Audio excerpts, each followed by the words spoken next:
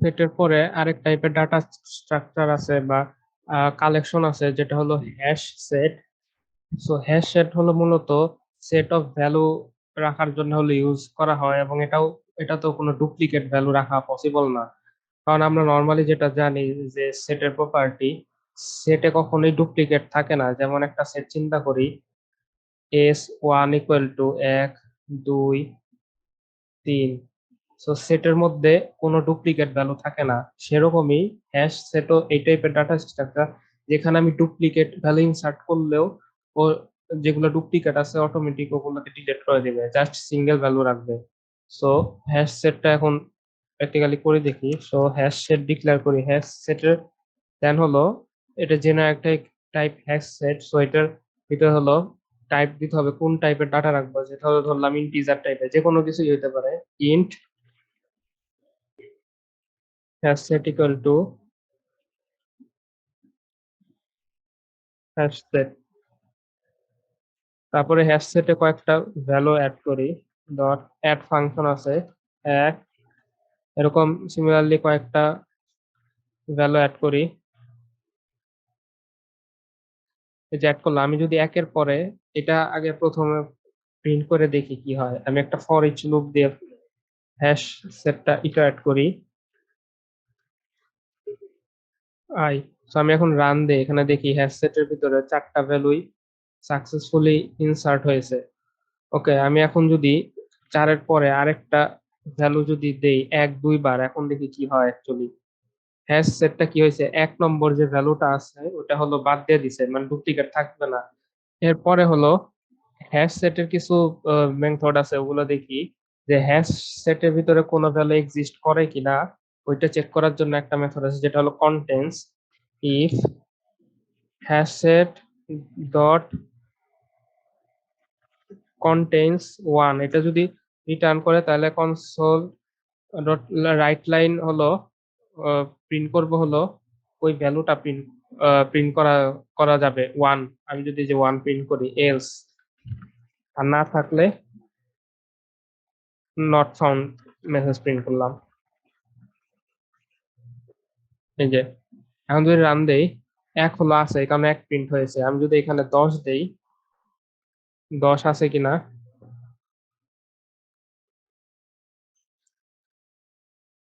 So not found, so 10 নাই। আর আরেকটা method আছে এখানে হলো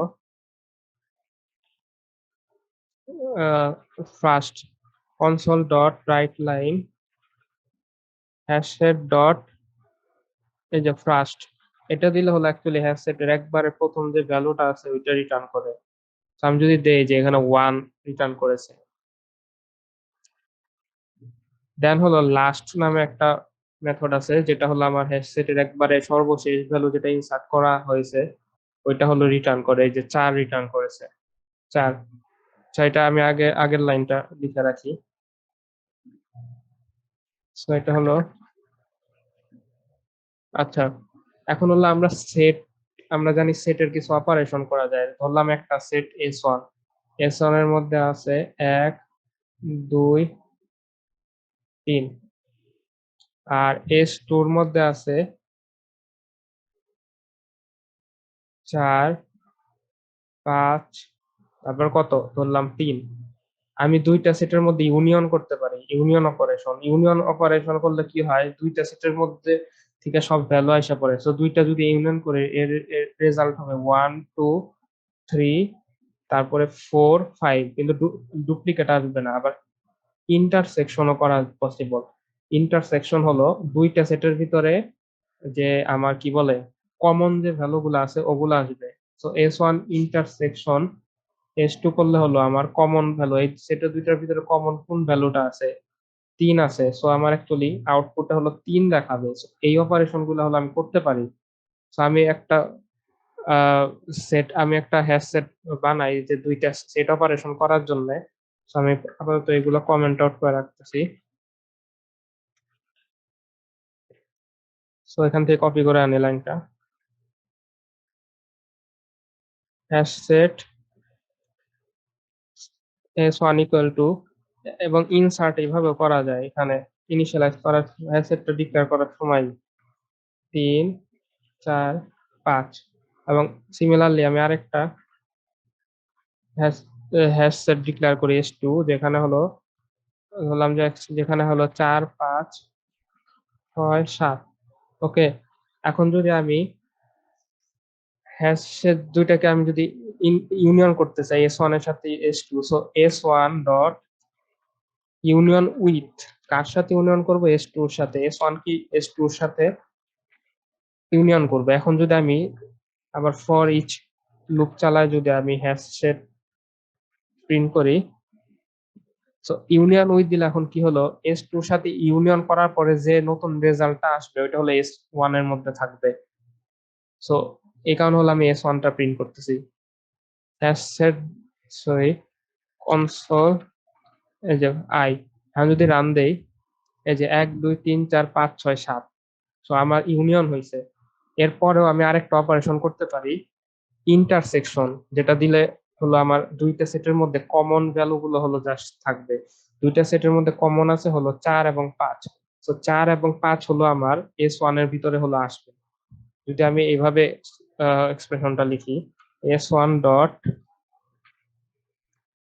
intersect with s2, s1 K s2 এর সাথে ইন্টারসেক্ট করার পরে রেজাল্টটা s1 এর ভিতরে হলো আমি রাখবো। সো জিনিস এখানে হলো ওইটাই হচ্ছে। এখন যদি আমি রান করি, এই যে 4 এবং 5 হচ্ছে, এবং আরেকটা অপারেশন আছে যেটা হলো কি বলে এক্স এক্সেপ্ট।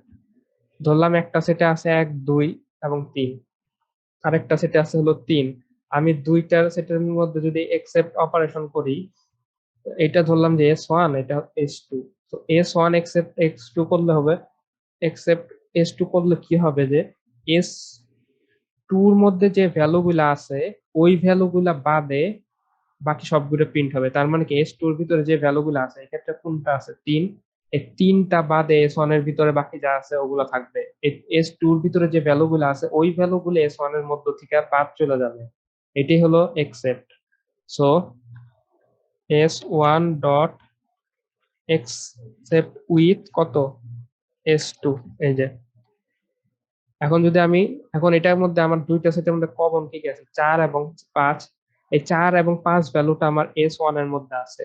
তো এই 4 এবং 5 ভ্যালুটা s1 থেকে হলো বাদ চলে যাবে। সো আমার আলটিমেটলি থাকবে কি 1 2 3। সো এই 1 2 3টাই হলো s1 এর মধ্যে থাকবে। তো এখন যদি আমি রান করি, তাহলে দেখতে পাবো যে শুধু জাস্ট 1 2 3ই আছে, আর বাকিগুলা এখানে হলো নাই। সো এইভাবে হলো সেটের কিছু কমন অপারেশন করা যায়। সো এটি হলো আমার হ্যাশ সেট। সো এটা কখন ইউজফুল, যখন হলো আমি আহ অনেক আমার কাছে একটা লিস্ট আছে যেখানে হলো কি বলে মাল্টিপল ভ্যালু আছে, ওই লিস্ট থেকে আমি জাস্ট ইউনিক ভ্যালু গুলা কি বলে আমি হলো স্টোর করতে চাই। সো আমি সেটের মধ্যে এইভাবে লিস্ট থেকে অ্যাড করতে পারি। সো অটোমেটিক সেটটা কি করবে, আমার মাল্টিপল যে ভ্যালু ডুপ্লিকেট আছে ওগুলা বাদ দিয়ে দিবে। সো ওইভাবে হলো আমি লিস্ট লিস্টের ভ্যালু সেটের মধ্যে নিয়ে হলো আমি কি বলে ডুপ্লিকেট ভ্যালু গুলা হলো বাদ দিয়ে দিতে পারি।